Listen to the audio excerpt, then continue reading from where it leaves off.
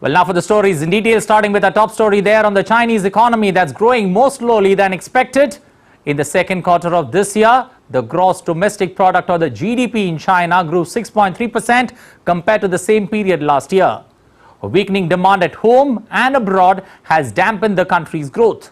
The figure was an improvement on the first quarter of the year when China's economy grew 4.5% in annual terms, but it fell short of expectations that it would reach 7.3% in the period from April to June.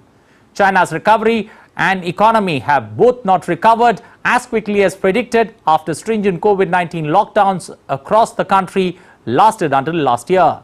Beijing has already forecast smaller than usual GDP of 5% for the year, but experts warn it could even miss the target.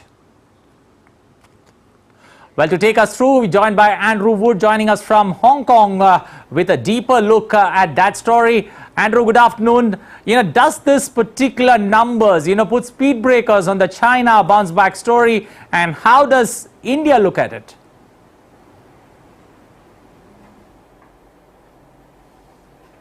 I think it's an opportunity for India because an awful lot of people are losing confidence. International business people are losing confidence in what's going on in China.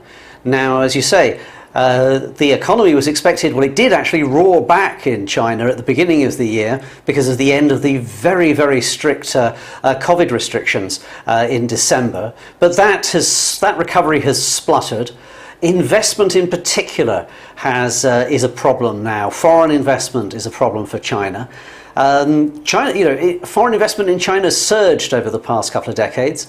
In the past 6 months or a year, though, it's gone negative. In other words, foreign investors are selling up and cashing in their investments and pulling the money out.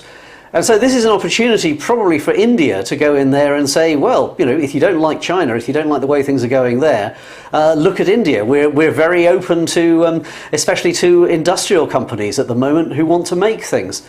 I think to a certain extent, China's problems are, as far as investment is concerned, are self-made because Xi Jinping, the president of China, has been becoming much more nationalistic and worried about security and cracking down on security. And a lot of businesses in China, foreign businesses, don't really like that.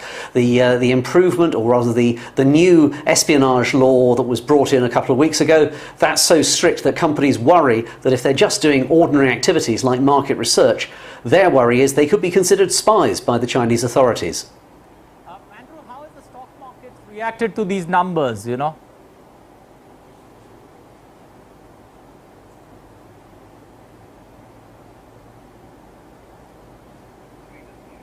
I'm sorry, I didn't actually get that. My apologies. Andrew, I think looking at these numbers, looking ahead will be interesting because Go on, Andrew. Well, looking ahead at this year is going to be interesting. As you pointed out, the Chinese the government reckons that the economy will grow by 5% this year. That's an enormous rate compared to places like Europe or North America, but it's quite slow by Chinese standards. So if it drops anything below 5%, that's going to be embarrassing for the Chinese government. I think one of the issues that China has is that a lot of the people who are in charge of the economy or in charge of government have only got experience of good times. Okay. The COVID epidemic was something that was very unusual, and I think just about every government in the world was caught unawares by that and made mistakes and so on. And so I think that China can perhaps be forgiven for that. But otherwise, China is not a mature economy. It's only grown so far over the past 30 or 40 years. And I don't think that the politicians, the big challenge for them is to be able to cope with when things get bad, and things are getting worse at the moment. They don't have much experience of that sort of thing. Andrew, looking at the slowdown in Asia's largest economy, does this come as a blessing, especially for the US Federal Reserve Chief, who's been trying to tame inflation and bring numbers down? In some ways it does, because the Chinese economy, or the Chinese central bank, in order to try to stimulate the economy, has cut interest rates. Okay. There should be more stimulus coming, it's reckoned, from the Politburo at the top of the Chinese government.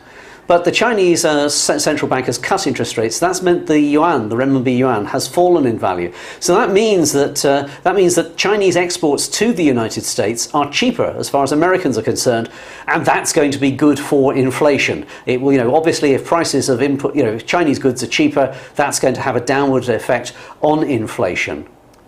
Andrew, I'll ask you to stay with us. I'll come back after this next story that we take a look at.